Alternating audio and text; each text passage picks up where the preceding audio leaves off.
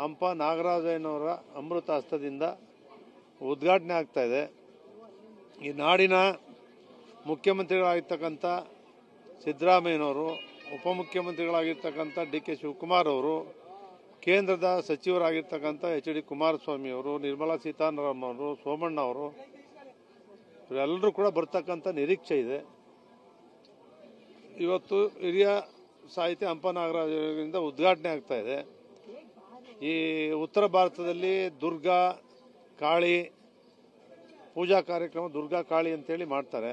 9 ಅವತಾರವನ್ನು ತಾಳಿರ್ತಕ್ಕಂಥ ನಾಡದೇವತೆ ಚಾಮುಂಡೇಶ್ವರಿಯ ಆಶೀರ್ವಾದದಿಂದ ಮೈಸೂರಿನಲ್ಲಿ ಮಹಾರಾಜರು ಕಟ್ಟಿರ್ತಕ್ಕಂಥ, ಅವರು ಪ್ರಾರಂಭ ಮಾಡಿರ್ತಕ್ಕಂಥ ಮೈಸೂರಿನ ವಿಶ್ವವಿಖ್ಯಾತ ನಾಡಹಬ್ಬ ದಸರಾ ಎಲ್ಲ ಜನತೆಗೆ ಶುಭ ತರಬೇಕು, ಕನ್ನಡ ನಾಡಿಗೆ ಅಭಿವೃದ್ಧಿ ಆಗಬೇಕು, ಎಲ್ಲವೂ ಒಳ್ಳೆಯದಾಗಬೇಕು ಅಂತೇಳಿ ಮೈಸೂರಿನಲ್ಲಿ ಇವತ್ತಿಂದ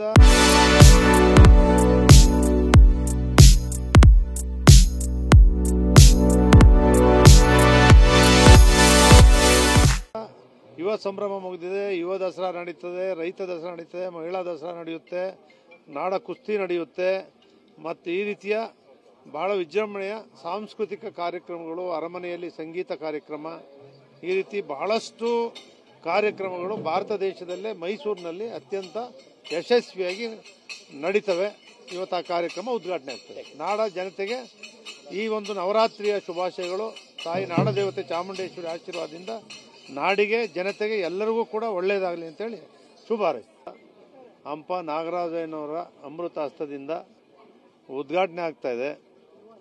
ಈ ನಾಡಿನ ಮುಖ್ಯಮಂತ್ರಿಗಳಾಗಿರ್ತಕ್ಕಂಥ ಸಿದ್ದರಾಮಯ್ಯನವರು, ಉಪಮುಖ್ಯಮಂತ್ರಿಗಳಾಗಿರ್ತಕ್ಕಂಥ ಡಿ.ಕೆ. ಶಿವಕುಮಾರ್ ಅವರು, ಕೇಂದ್ರದ ಸಚಿವರಾಗಿರ್ತಕ್ಕಂಥ ಎಚ್.ಡಿ. ಕುಮಾರಸ್ವಾಮಿ ಅವರು, ನಿರ್ಮಲಾ ಸೀತಾರಾಮನ್ ಅವರು, ಸೋಮಣ್ಣ ಅವರು ಇವರೆಲ್ಲರೂ ಕೂಡ ಬರ್ತಕ್ಕಂಥ ನಿರೀಕ್ಷೆ ಇದೆ. ಇವತ್ತು ಹಿರಿಯ ಸಾಹಿತಿ ಹಂಪ ನಾಗರಾಜರಿಂದ ಉದ್ಘಾಟನೆ ಆಗ್ತಾ ಇದೆ.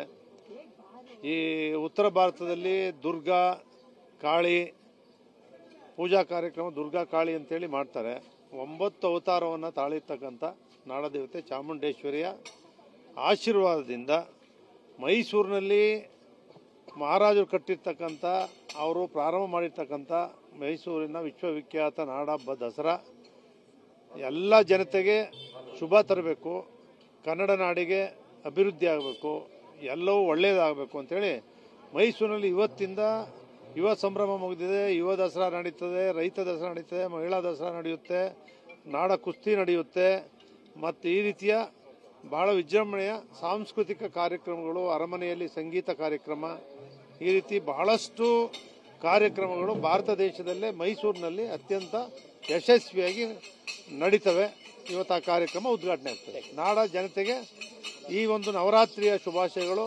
ತಾಯಿ ನಾಡದೇವತೆ ಚಾಮುಂಡೇಶ್ವರಿ ಆಶೀರ್ವಾದದಿಂದ ನಾಡಿಗೆ, ಜನತೆಗೆ ಎಲ್ಲರಿಗೂ ಕೂಡ ಒಳ್ಳೆಯದಾಗಲಿ ಅಂತೇಳಿ ಶುಭ ಹಾರೈಸ್ತೀನಿ.